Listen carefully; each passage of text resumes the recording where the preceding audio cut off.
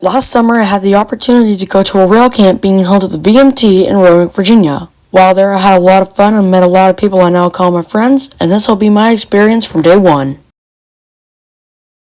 After the absolute battle the 4 to 5 hour drive was to get to Roanoke because of a tropical storm and tornado warnings, we managed to get to Roanoke the night before the rail camp was happening. After my dad dropped me off at the VMT, I was ushered into a conference room which would be the group's home base for the next 3 days. We would spend the first 3 or so hours of rail camp in this conference room while we were told about how 611 operated. They also brought in someone from Operation Lifesaver to give a presentation, and lastly they brought in a Norfolk Southern crew to tell us what it was like to work for a railroad. They then took us out to the rail yard to see all the locomotives. They first showed us 1218 and then 611. And after seeing my favorite steam locomotive, I did the only responsible thing I could do. Take a picture of literally every angle I could. They would then let us into 611's cab where I took more photos. I would then take 2 more photos of 611 because why not? After that we started walking back up to the front of the rail gallery, but then we heard rumbling behind us. Turns out it was an intermodal train, and we jumped on a big flatbed to get a better view of it.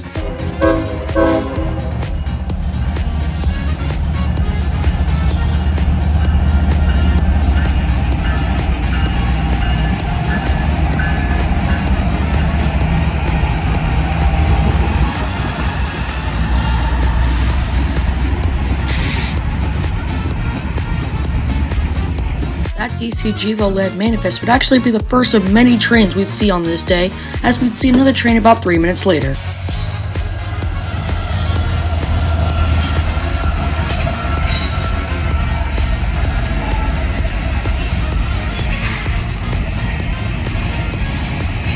After the intermodal train cleared, I would walk back down to the other end of the rail gallery when I heard yet more rumbling.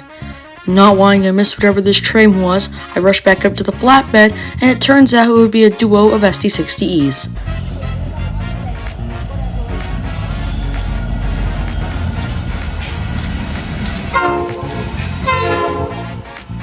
Then a little later, a westbound intermodal came by with the Dash 9 leading and a friendly crew on the head end.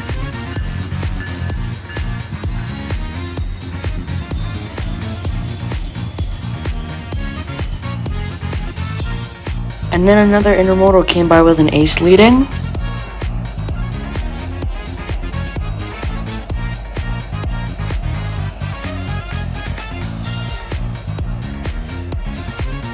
Shortly after this train cleared, we headed inside, ate lunch, and then headed over to the plane exhibit.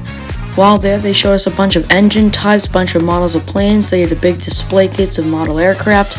Shortly afterward, we headed over to the car exhibit. Now, because I took way too many photos, I'm just going to consolidate them into all my favorites.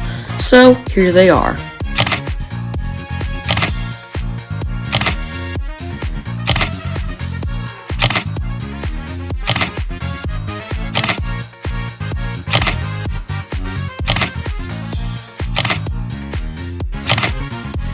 After touring the museum, we would then head back outside, which, something I forgot to mention, we had a cookout this day, meaning we get to stay behind for an hour or 2, which meant plenty more train and watching opportunities for us. Sure enough, after not too long of a wait, we would hear the rumbling of a coal train being led by an AC-44 C6M.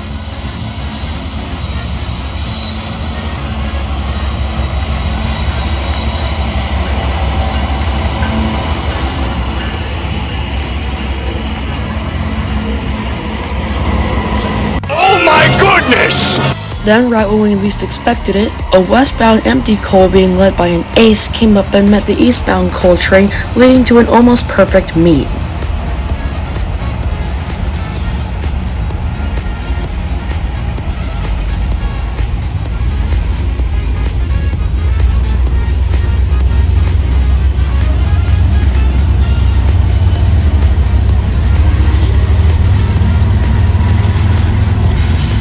After the 2 coal trains cleared, some of us would head down to see 1776 in the good lighting, and then a rock train stood up being led by a C6M and an ace.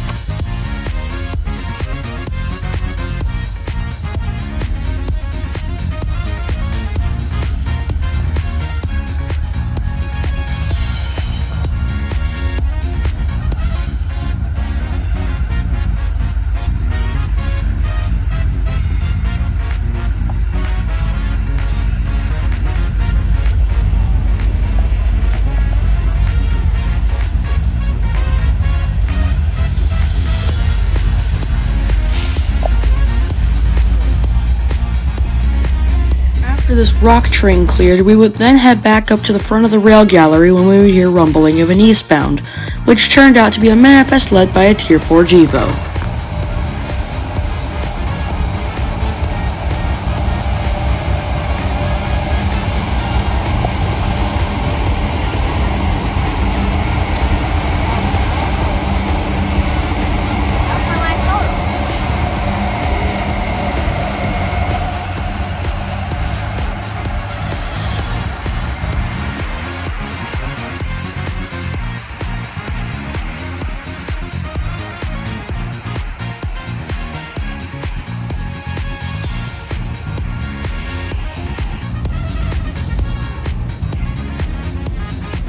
After this train clear, we then ate our food and heard rumbling of a westbound, which turned out to be this absolute maniac of a manifest hauling to North Yard.